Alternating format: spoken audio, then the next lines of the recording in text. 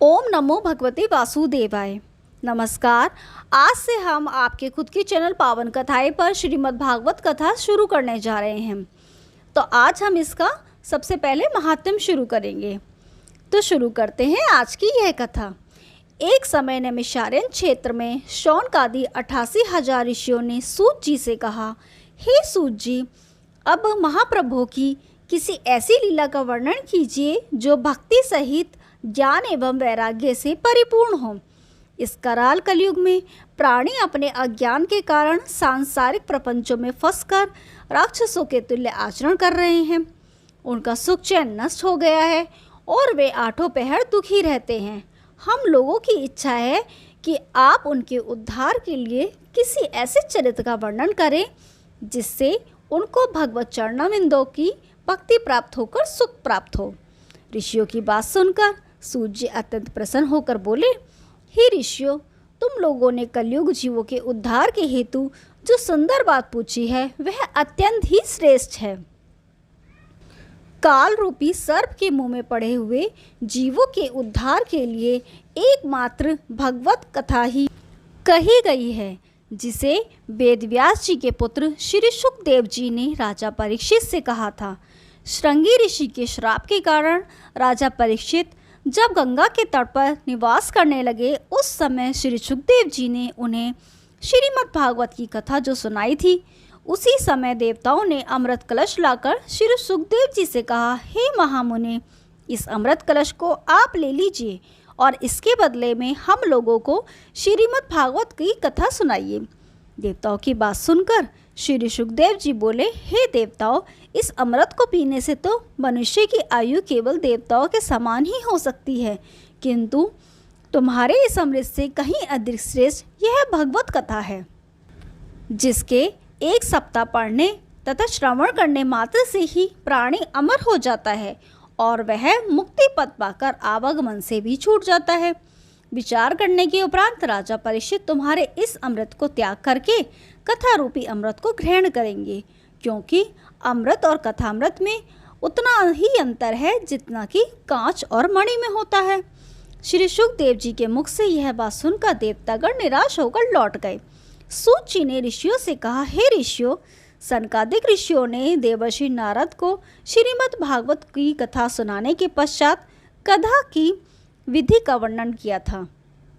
सूत जी के मुख से यह सुनकर शौनकादि ऋषियों ने प्रश्न किया, हे सूत जी, देवर्षि नारद जी तो किसी स्थान पर 2 घड़ी से अधिक ठहरते ही नहीं हैं, फिर वे इस सप्ताह पारायण को सुनने के लिए एक ही स्थान पर 7 दिन तक कैसे ठहरे रहे? सनकादिक ने उनकी भेंट किस प्रकार हुई और सप्ताह यज्ञ किस स्थान पर हुआ, यह सब कथा कृपा करके हमें बतलाइए। सूत जी बोले, हे ऋषियों, एक समय सनक, सनंदन, सनातन एवं सनत कुमार चारों भाई भ्रमण करते हुए बद्री नारायण में पहुँचे। वहाँ नारायण जी को उदास बैठे देखकर नारद जी से पूछने लगे, हे देवर्षि, आप इतने उदास क्यों बैठे हो? तब नारद जी ने चारों ऋषियों को प्रणाम करके कहा, हे प्रभु, मैं अपनी चिंता आपके सामने कहता हूँ, उसे आप ध्यान से सुनो। मैंने काशी, गोदावरी तथा गया आदि समस्त तीर्थ किए, परंतु मैंने सभी स्थानों पर जाकर यह देखा कि कलयुग के प्रभाव से सांसारिक जीव माया में ऐसे लिप्त हैं कि उन्होंने समस्त शुभ कर्मों को छोड़ दिया है और सब लोग अपने उदर पूर्ति की चिंता में लगे हुए हैं। वे झूठ बोलते हैं, पाखंड का सहारा लेते हैं, माता पिता की सेवा नहीं करते तथा धन के लालच में अपनी कन्याओं को नीच कुल में बेच देते हैं।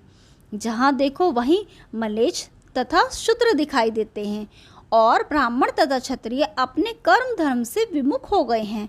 हे प्रभु, मैं सभी स्थानों पर उन लोगों को अपने धर्म से विमुख हुआ देखकर जब मैं मथुरापुरी में यमुना किनारे पहुंचा, मैंने देखा कि एक जवान स्त्री यमुना किनारे बैठी रो रही है और उसके पास 2 वृद्ध पुरुष अचेत अवस्था में पड़े हैं। वह मुझे देखते ही खड़ी होकर बोली, हे महाराज, आप थोड़ी देर यहाँ ठहरकर मेरा दुख सुन लीजिए। मैं बड़ा अभागनी हूँ जो मैंने आपके दर्शन पाए उसकी। यह बात सुनकर मैंने उससे पूछा, तू कौन है और ये दोनों पुरुष कौन हैं जो अचेत पड़े हैं। वह बोली, हे महाराज, मेरा नाम भक्ति है और ये दोनों जो अचेत पड़े हैं ये मेरे पुत्र ज्ञान तथा वैराग्य हैं, और जो ये स्त्रियां हैं ये गंगा, यमुना, सरस्वती आदि नदियां हैं, जो स्त्री रूप धारण कर यहाँ मेरी सेवा करने के लिए उपस्थित हुई हैं। मैंने द्रविड़ क्षेत्र में जन्म लिया है, कर्नाटक देश में सयानी हुई और कुछ दिन तक मैं दक्षिण में रही, फिर गुजरात में पहुंचने पर बूढ़ी हो गई। अब मैं जब से वृंदावन आई हूँ तब से मुझे फिर तरुणाई प्राप्त हो गई है, परंतु मेरे दोनों पुत्र अचेत होकर गिर पड़े। इनमें बोलने तक की सामर्थ्य ही नहीं रह गई है। इनके दुख के कारण मैं अत्यंत दुखी हूँ। देखो, ये कितनी लज्जा की बात है कि पुत्र तो बूढ़े हो गए परंतु मैं तरुण ही बनी हुई हूँ। इस सब का क्या कारण है वह आप मुझे बताने की कृपा करें। नारद जी ने कहा, हे भगवान, जब भक्ति ने मुझसे इस प्रकार कहा तो मैंने उसको उत्तर दिया, हे भक्ति, घोर कलयुग के आने से अब तेरी और ज्ञान तथा वैराग्य की कोई मर्यादा नहीं रही है। वृंदावन में आने के कारण तू तरुण हो गई है, परंतु तेरे पुत्रों को कलयुग में कोई नहीं मानता, इससे वे बूढ़े और निर्बल हो गए हैं। यह सुनकर भक्ति ने पूछा, यदि यह कलयुग ऐसा ही दुष्ट है तो राजा परीक्षित ने उसे जीवित क्यों छोड़ दिया? तब मैंने उसे समझाकर कहा, राजा परीक्षित ने कलयुग को एक विशेष गुण के कारण जीवित छोड़ दिया। उसमें विशेष गुण यह है कि अन्य युगों में हजारों वर्षों तक जप, तप, यज्ञ, दान तथा धर्म कर्म करने पर जो फल प्राप्त नहीं होता था वह फल कलयुग में केवल भगवान नाम जपने से ही प्राप्त हो जाता है। परंतु दुख की बात यह है कि कलयुग के प्राणियों से यह सहज बात भी नहीं बन पाती। ब्राह्मण, क्षत्रिय, वैश्य और शूद्र अपने अपने कर्म त्याग कर काम, क्रोध, लोभ, मोह तथा अहंकार में भरे हुए हैं। ब्राह्मणों में शिक्षा और सत्कर्मों का लोप होता जा रहा है। इसी प्रकार क्षत्रिय शिक्षा तथा सत्य को त्याग दीन दुखियों को सताने लगे हैं। वैश्यों ने अपने व्यवसाय में ईमानदारी को छोड़ दिया है और वे झूठ बोलकर अधर्म से धन संचित करने में लगे हुए हैं। शूद्रों ने सेवा न करके उच्च वर्णों का अपमान करना अपना ध्येय बना लिया है। ऐसी स्थिति में यह आवश्यक है कि कलयुग के इस मोह पाश से छूटने के लिए मनुष्य श्री भगवान नाम का जप तथा उनके गुणों का श्रवण एवं स्मरण करे। यह सुनकर भक्ति बोली, हे मुनि, आप धन्य हैं, आप सबका कष्ट दूर करते हैं, अतः अब मेरा भी कष्ट दूर करिए और ज्ञान वैराग्य को चैतन्यता देकर तरुण कीजिए। हे नारद जी, मैं आपको साष्टांग प्रणाम करती हूँ। देवर्षि नारद ने भक्ति से कहा, हे भक्ति, तू अपनी सब चिंताओं को त्याग कर भगवान श्री कृष्ण के चरणों का स्मरण कर, उनकी कृपा से तेरा सब दुख दूर हो जाएगा। हे भक्ति, तू भगवान को प्राणों से अधिक प्रिय है। जिस स्थान पर तेरा निवास रहता है उस स्थान की भगवान सदा रक्षा करते हैं। सतयुग, त्रेता तथा द्वापर में लोग बहुत जप, तप, दान तथा धर्म करने से मुक्ति प्राप्त करते थे, परंतु कलयुग में तेरी कृपा से ही सब प्राणियों का उद्धार हो जाता है। यही कारण है जो ज्ञान वैराग्य को कोई नहीं पूछता है। फिर भी मैं तेरा दुख दूर करने के लिए संसार में तेरी महिमा प्रकट किए देता हूँ। जिस प्राणी के हृदय में तेरा निवास होगा उसे यमराज का डर न होगा और वह वैकुंठ धाम को प्राप्त करेगा। जिन लोगों ने हजारों वर्ष तक तप किया था उन्होंने अब भक्ति को अपनाया है। श्री नारायण जिस पर अत्यंत प्रसन्न होते हैं उसे ही वे अपने चरणों की भक्ति प्रदान करते हैं। इसी से तू सर्वश्रेष्ठ है। नारद जी की बात सुनकर भक्ति ने फिर कहा, हे देवर्षि, आपने जैसे मुझे धीरज दिया है उसी तरह मेरे दोनों मूर्छित पुत्रों को भी चैतन्य करने की कृपा करें। नारद जी ने कहा, हे भगवान, इस तरह भक्ति के बार बार कहने पर मैंने ज्ञान तथा वैराग्य को बहुत जगाया, परंतु वे न तो उठे और न ही आंखें खोली। यह देखकर मैंने वेद मंत्र तथा गीता का पाठ किया। उसे सुनकर उनको कुछ चेत हुआ, परंतु जैसे वे उठने को हुए कि निर्बलता के कारण पुनः अचेत होकर गिर पड़े। उनकी यह दशा देखकर मैं बहुत ही घबराया। उसी समय यह आकाशवाणी हुई कि हे नारद, ये बिना सत्संग के नहीं उठेंगे, अतः इन्हें तुम सत्संग द्वारा जगाने के लिए किसी साधु पुरुष की खोज करो। हे भगवान, उस आकाशवाणी को सुनकर मैं किसी साधु महात्मा को खोजता हुआ यहाँ पर आ निकला हूँ, परंतु अभी तक मुझे कोई ऐसा महात्मा नहीं मिला। इसी चिंता में उदास हुआ मैं यहाँ बैठा था। आप लोग ब्रह्मा के पुत्र, परम योगी, महान ज्ञानी हैं। आपकी तपस्या तथा महिमा का वर्णन नहीं किया जा सकता। आपने ही अपनी शक्ति द्वारा वैकुंठ के द्वारपाल जय विजय को स्वर्ग से पृथ्वी पर गिराया था। ऐसी शक्ति किसी दूसरे में नहीं है। अतः जैसे आपने मुझे अपने दर्शन दिए, उसी प्रकार भक्ति तथा ज्ञान वैराग्य के संकट को भी दूर कीजिए, जिससे चारों वर्णों के प्राणी आपका यशगान करेंगे और कलयुग के प्राणियों का हृदय भी पवित्र तथा निर्मल हो जाएगा। यह सुनकर सनत कुमार जी ने कहा, हे नारद, भगवान के जितने भी भक्त हैं, तुम उन सब में उत्तम हो। तुम्हें भक्ति का संकट दूर करना ही उचित है। पहले ऋषि मुनियों ने भी सांसारिक प्राणियों को वैकुंठ लोक तक पहुंचाने के लिए ज्ञान तथा धर्म के बहुत से मार्ग बनाए हैं, परंतु वर्तमान काल में उन कठिन मार्गों पर चलना असंभव सा प्रतीत होता है, क्योंकि उनसे परिचित कराने वाले गुरुओं की कमी है। परंतु उसे प्राप्त करने के लिए श्रीमद् भागवत सबसे उत्तम साधन है। जो प्राणी श्रीमद् भागवत को सच्चे मन से सुनता है, उसे वह मार्ग शीघ्र ही प्राप्त हो जाता है। जो कथा श्री सुखदेव जी ने राजा परीक्षित को बताई थी, उसी से भक्ति, ज्ञान और वैराग्य का भी दुख दूर हो जाएगा, क्योंकि श्री नारायण जी के चरणारविंदों में प्रेम बढ़ाने से इससे अच्छा कोई साधन नहीं है। श्री सनत कुमार जी की बात सुनकर नारद जी बोले, हे भगवान, जब वेदों और गीता के पाठ से भी ज्ञान तथा वैराग्य की मूर्छा नहीं जागी, तब वे श्रीमद् भागवत की कथा सुनकर कैसे चेतना प्राप्त कर लेंगे। सनत कुमार जी ने कहा, हे नारद, श्रीमद् भागवत को समस्त वेदों का सार जानो। उसके एक एक श्लोक में वेदों का सार भरा हुआ है। भगवान वेद व्यास जी ने सब वेद पुराणों के अर्थ को मतकर श्रीमद् भागवत में रख दिया है। अतः इस कथा को जो भी सुनते हैं, उन्हें संपूर्ण वेदों का सार प्राप्त हो जाता है। हे नारद, इसके अलावा एक बात और भी है जिसे तुम भूल रहे हो। वह यह है कि श्रीमद् भागवत के मूल 4 श्लोक तो स्वयं श्री नारायण जी ने ब्रह्मा को सुनाए थे। ब्रह्मा जी ने उन श्लोकों को तुमसे कहा था और तुमने वेद व्यास जी से कहा। उन 4 श्लोकों के आधार पर ही वेद व्यास जी ने श्रीमद् भागवत महापुराण की रचना की है। अतः वह कथा सब प्राणियों को दुख दूर करने वाली और भवसागर से पार उतारने वाली है। इतना सुनते ही नारद जी ने हाथ जोड़कर कहा, हे भगवान, आपने बड़ी कृपा की जो मुझे यह बात याद दिलाई। मेरे धन्य भाग हैं जो मैंने यहाँ आपके दर्शन प्राप्त किए, क्योंकि भाग्य से ही सत्संग मिलता है। अब कृपा करके यह और बताइए कि इस श्रीमद् भागवत रूपी ज्ञान यज्ञ को किस प्रकार और किस स्थान पर आरंभ करना चाहिए, और यह यज्ञ कितने दिन में पूरा होता है। श्री सनत कुमार जी बोले, हे नारद, हरिद्वार में गंगा तट पर इस श्रीमद् भागवत यज्ञ को करना उचित है। वहाँ ज्ञान यज्ञ के इच्छुक अनेकों ऋषि मुनि रहते हैं। उस स्थान पर इस ज्ञान यज्ञ को करने से भक्ति का सब दुख दूर हो जाएगा और ज्ञान वैराग्य जाग उठेंगे।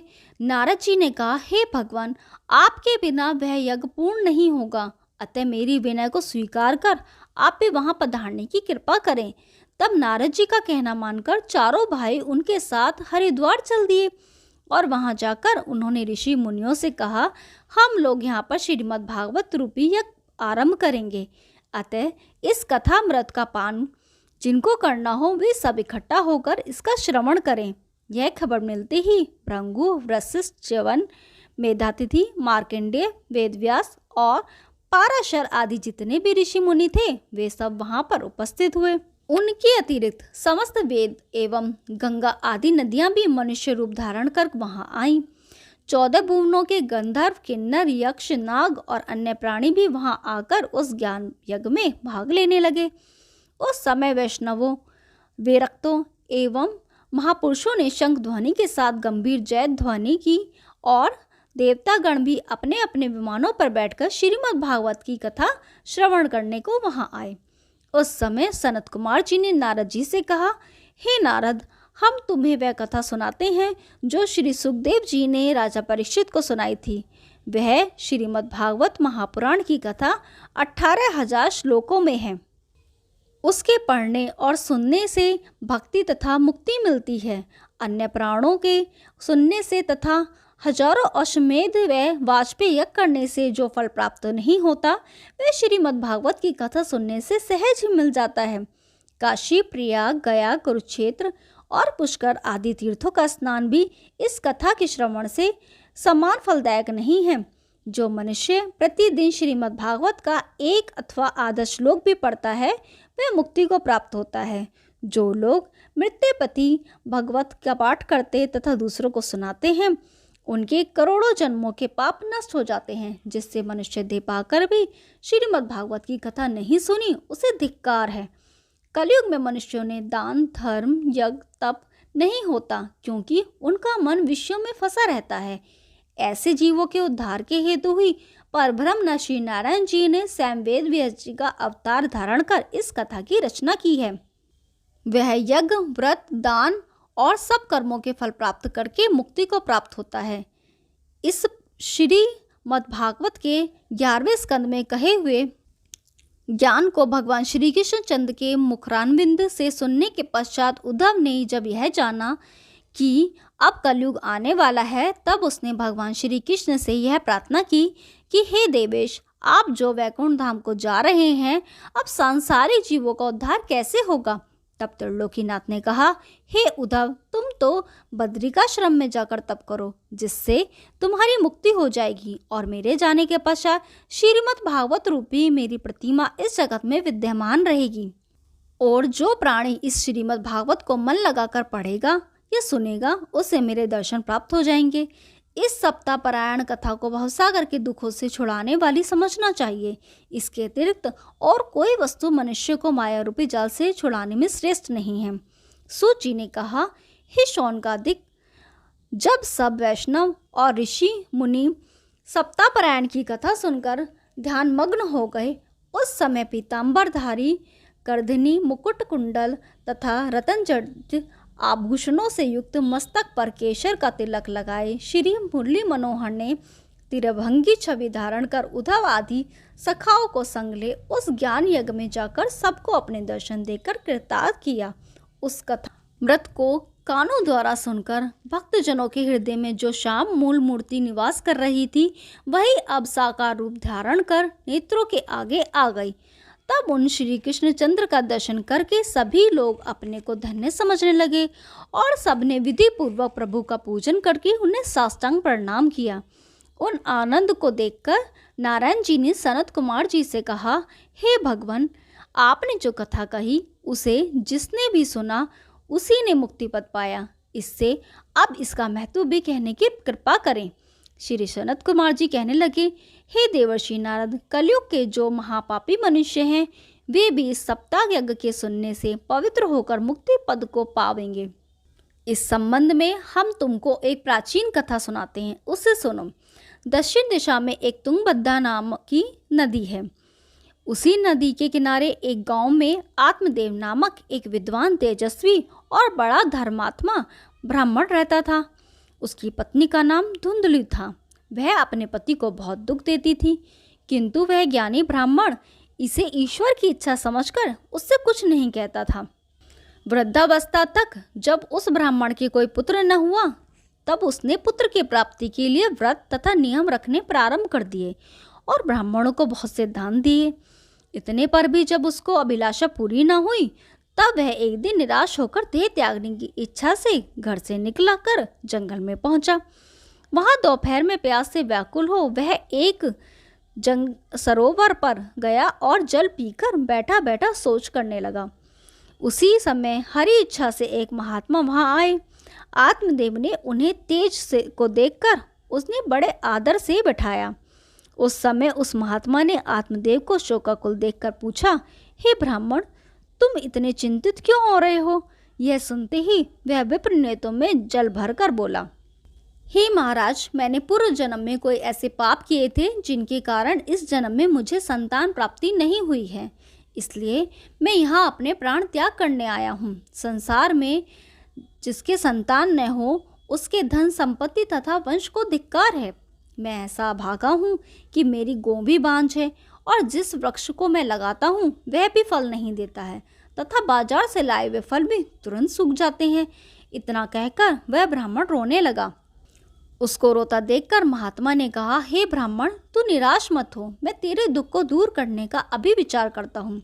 यह कहकर उस महात्मा ने ब्राह्मण की कर्म रेखा देखी और विचार करके कहा, हे विप्र, तेरे भाग्य में 7 जन्म तक कोई संतान नहीं है, अतः तू व्यर्थ रो रो कर अपने प्राण मत गवा। संसार में दुख के सिवाय सुख किसी को नहीं मिलता और कलयुग में पुत्र होने से किसी को सुख प्राप्त ही नहीं होता तथा कलयुग में पुत्र माता पिता की सेवा नहीं करते। इसलिए हे ब्राह्मण, तू पुत्र इच्छा को छोड़कर श्री नारायण जी के चरणों में मन लगा, इसी से तुझे परम सुख प्राप्त होगा।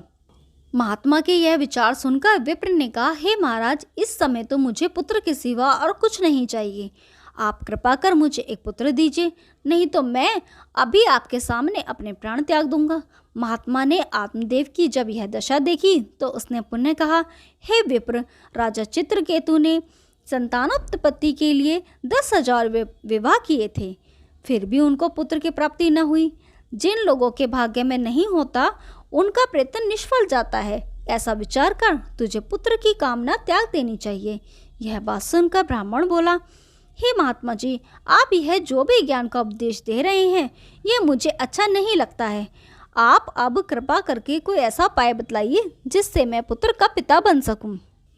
आत्मदेव का इस प्रकार हठ देखकर महात्मा ने उसे एक फल दिया और कहा, यदि तेरी ऐसी ही इच्छा है तो तू यह फल ले जाकर अपनी स्त्री को खिला दे, ईश्वर चाहेगा तो तुझे पुत्र प्राप्त हो जाएगा। इतना कह के वह महात्मा वहाँ से चला गया और आत्मदेव ने घर पर आकर अपनी स्त्री से कहा कि इस फल के खाने से तेरे पुत्र हो जाएगा, अतः तुम इस फल को खा लेना। इस तरह स्त्री को समझाकर जब आत्मदेव घर के बाहर चले गए तो कुछ देर बाद उसकी पत्नी धुंधली की एक सहेली उसके घर आई। तब धुंधली ने उससे कहा, हे सखी, मेरे पति ने पुत्र प्राप्ति के लिए एक फल कहीं से लाकर मुझे दिया है, परंतु मैं गर्भ रहने से के डर से इस फल का खाना नहीं चाहती हूँ, क्योंकि गर्भवती को अनेकों कष्ट हो जाते हैं। इससे न तो मैं अपनी सहेलियों को मिल सकूंगी और न गा बजा सकूंगी। गर्भ रहने पर प्रसव की पीड़ा मुझसे सहन न होगी और यदि पुत्र सकुशल पैदा हो गया तो भी उसके लालन पालन में बहुत कष्ट होगा। बच्चा जो मलमूत्र के वस्त्रों को गंदा कर देता है, उस दुर्गंध को भी मैं नहीं सह सकती। इन कष्टों को सहने से तो बांझ या विधवा रहना ही अच्छा है, क्योंकि उन्हें गर्भ का कष्ट नहीं सहना पड़ता। इस तरह की अनेकों बातें अपनी सहेली से कही और उस फल को कहीं छिपाकर पति से झूठ मूठ कह दिया कि वह फल मैंने खा लिया। कुछ दिनों बाद जब धुंधली की बहन उसके घर आई तो उसने उदास देखकर पूछने लगी, हे बहन, क्या कारण है जो इतने दिनों तुम स्वस्थ तथा दुर्बल हो रही हो? तब धुंधली बोली, मेरे पति ने पुत्र प्राप्ति के लिए कहीं से एक फल लाकर मुझे खाने को दिया था, सो मैंने प्रसव पीड़ा के कष्ट को सोचकर वह फल नहीं खाया और उनसे झूठ बोल दिया कि मैंने उसे खा लिया है। अब मैं सोचती हूँ अपने पति को क्या उत्तर दूंगी। इसी सोच में मैं हमेशा डूबी रहती हूँ। धुंधली की बात सुनकर उसी समय उसकी बहन बोली, हे बहन, तू कुछ फिक्र मत कर, मेरे 1 मास का गर्भ है, सो तू अपने पति से कह देना कि मैं गर्भवती हो गई हूँ। जब मेरे गर्भ से लड़का होगा तब मैं उस लड़के को तुझे दे दूंगी। इस प्रकार तेरे पति को कुछ भी पता ना चलेगा और वह फल खाकर जो रखा है उसे अपनी गाय को खिला दे, ताकि कोई उसे देख ना सके। अपनी बहन की बात सुनकर धुंधली बहुत खुश हुई और उसने अपनी बहन को पति से छिपाकर अपने घर में ही रख लिया। जब उसकी बहन के पुत्र हुआ तो धुंधली ने पति से कह दिया कि मेरे पुत्र हुआ है।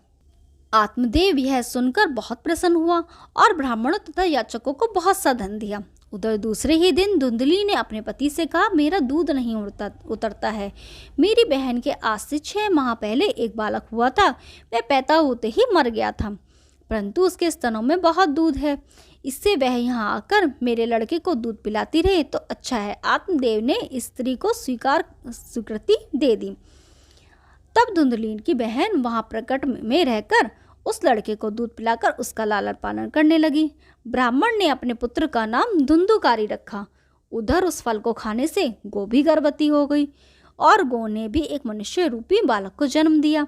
उस बालक के दोनों कान गो की तरह थे और शेष सब शरीर मनुष्य जैसा था। उसे देखकर आत्मदेव को बड़ी प्रसन्नता हुई और उसका नाम गोकर्ण रखकर अपने पुत्र के समान मानकर बड़े लाड़ प्यार से पालने लगा। जब दोनों बालक बड़े हुए तब गोकर्ण तो पढ़ लिख कर बहुत विद्वान और धर्माचारी हुआ, परंतु धुंधकारी, महामूर्ख, अधर्मी तथा नीच निकला। वह जुआ खेलने, चोरी करने और अन्य बुरे कर्म करने लगा। वैश्यागमन में जब उसने अपने घर का सारा धन समाप्त कर दिया, तब एक दिन वह अपने माता पिता को पीटकर घर के सब कपड़े और बर्तन ले गया और उन्हें बेचकर सारा धन वैश्या को दे आया। अपने पुत्र की यह दशा देखकर ब्राह्मण दुखी होकर रोने लगा। उस समय आत्मदेव को दुखी होकर गोकर्ण बोला, हे पिता, संसार में दुख के अतिरिक्त सुख किसी को नहीं मिलता। आप चिंता त्याग दीजिए, क्योंकि इस जगत में राजा, प्रजा, धनी, निर्धन जितने भी मनुष्य हैं उन सबको कोई न कोई दुख लगा हुआ है। सुख तो केवल उसी मनुष्य को मिलता है जिसने माया मोह से मन हटाकर प्रभु के चरणों में मन लगाया है। अतः आप भी स्त्री पुत्रादि से मोह त्याग कर भगवत भजन कीजिए, तभी आपको सुख प्राप्त होगा। गोकर्ण की यह बात सुनकर ब्राह्मण को कुछ ज्ञान हुआ। तब उसने गोकर्ण से कहा, हे पुत्र, तुमने बहुत अच्छी सम्मति दी है, परंतु मैं ज्ञान प्राप्त किए बिना वन में जाकर क्या करूँगा? अतः मेरे कल्याण का कोई उपाय तुम मुझे बताओ। यह सुनकर गोकर्ण ने कहा, हे पिता, आप अपने मन को माया मोह से हटाकर भगवान के चरणों में लगाइए और अकेले वन में जाकर भगवान का चिंतन करिए। इस साधना से आप अवश्य ही मोक्ष को प्राप्त करेंगे। गोकर्ण की यह ज्ञानमयी बात सुनकर आत्मदेव ने सांसारिक माया मोह से अपना मन खींच लिया और वन में जाकर प्रसन्नचित्त से श्री हरि का चिंतन करने लगा। कुछ समय पश्चात उसने अपने शरीर का त्याग कर मोक्ष को प्राप्त किया। ओम नमो भगवते वासुदेवाय। बाकी का महात्म्य कल शुरू करेंगे। तब तक के लिए नमस्कार।